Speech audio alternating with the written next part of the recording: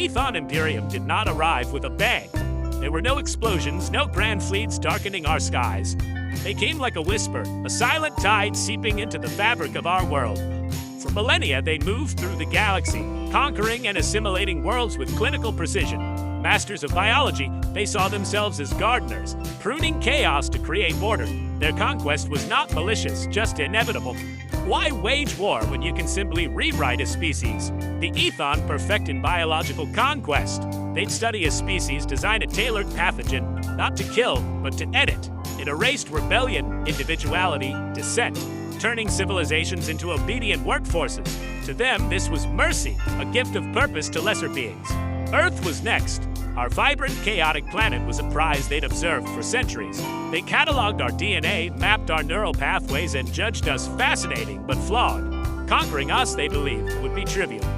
On September 15, 2025, the Ethon finalized their plan. The bioweapon Cogni Strain 7 was ready, airborne, invisible, unstoppable. It would spread in hours, reprogramming humanity into docile compliance.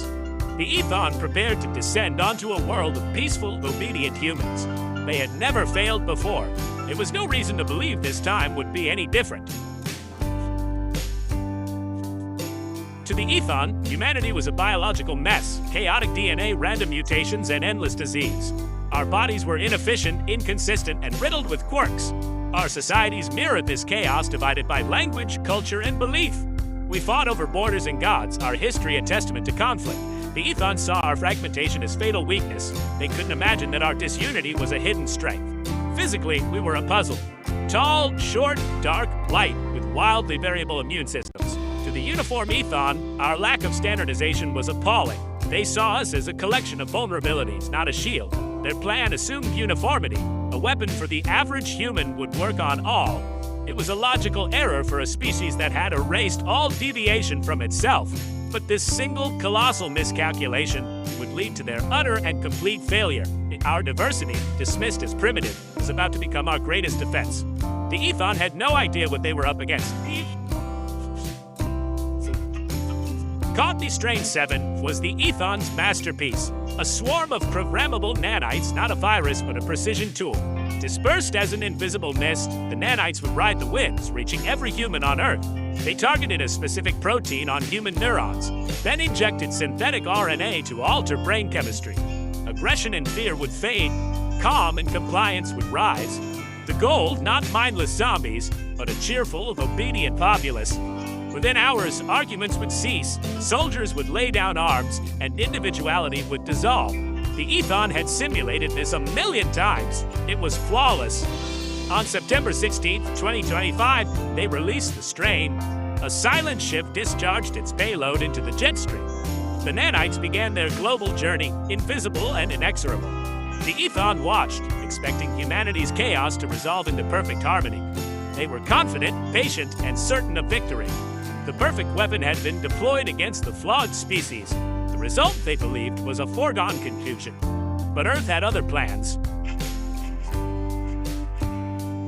The Ethon watched and waited. The first hour passed, then the second. Their sensors confirmed near total global saturation. The nanites were everywhere, air, water, inside every human. By now, the first neurological changes should have appeared. They expected arguments to vanish, violence to drop, and the world's noise to quiet. But nothing changed. Social media raged on, traffic jams persisted, and wars continued. The world's chaos was undiminished. After 12 hours, unease crept into the Ethon Command Center. Data streams from Earth were unchanged. Humans still shouting, honking, fighting, living. The nanites were present but inert. It was as if they'd done nothing at all. The perfect weapon was failing. This was not just a setback, it was impossible.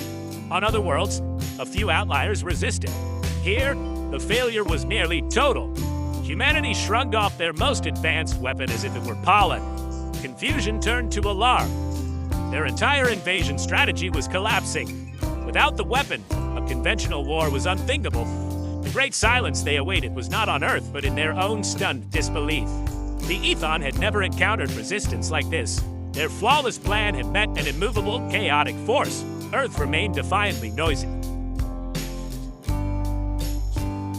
The Ethon science team scrambled to understand the failure. They dispatched sent advanced survey drones to gather biological samples from around the globe. What they found shattered their assumptions. The problem wasn't the weapon, it was humanity's perfect, chaotic imperfection. The universal receptor the nanites targeted wasn't universal at all. In a Kenyan farmer, a common mutation altered the protein shape. The nanites couldn't bind. In a soul programmer, the nanites docked, but her immune system, honed by ancient pandemics, destroyed the foreign RNA instantly. In a Norwegian fisherman, the weapon worked as designed, but his unique brain chemistry, shaped by generations in the far north, simply overpowered the effect.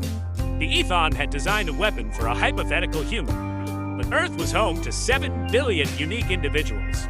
Random quirks of evolution, forgotten plagues, and local adaptations had become our shield.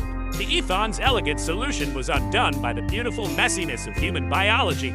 Every sample revealed a new anomaly, a new defense. Their weapon was rendered useless by the very diversity they had dismissed. The Ethon realized they hadn't invaded a species, they'd invaded a planet of exceptions. Their model of uniformity was their undoing. The invasion was unraveling at the molecular level. Humanity's imperfection was its greatest strength. The Ethon dug deeper and the picture grew more complex. Humanity's history was written in our genes. Every plague, famine, and hardship left a mark. These weren't scars, but adaptations. A distributed, planet-wide defense system. The Black Death's legacy, the CCR5 Delta 32 mutation, now blocked nanite anchoring in many Europeans. Sickle cell trait evolved to fight malaria, altered blood chemistry, and degraded nanites before they reached the brain. Every region, every population had its own story, its own defense. The Ethon had become a species of perfect peas, but Earth was a world of a billion different locks. Our unfinished, ever-adapting state made us incomparable.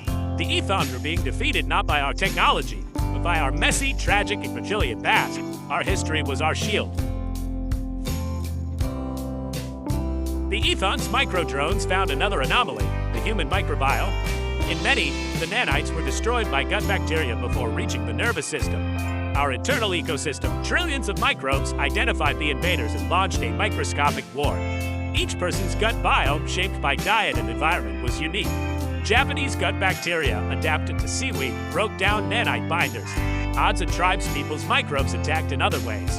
The Ethon had designed a weapon for Homo sapiens, not for the 10,000 species living inside us. Each human was a superorganism, a planet in miniature. Our inner filth had saved us. The Ethon Imperium, conquerors of 1,000 worlds, faced a truth they'd never imagined. They could not win. A conventional war would mean planetary sterilization.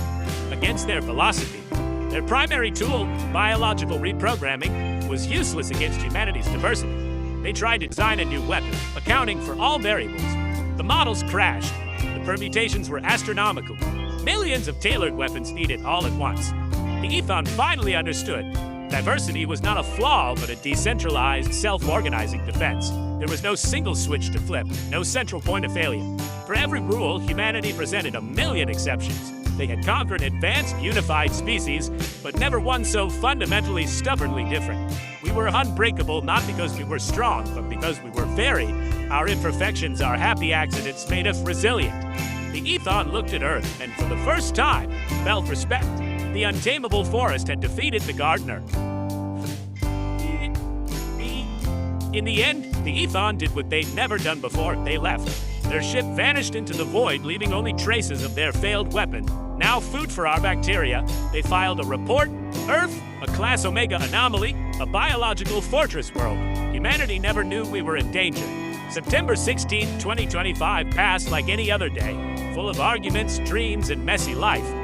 Our salvation came not from heroes or super weapons, but from our ancestors' struggles and our own differences. The lesson, our true strength lies in our diversity.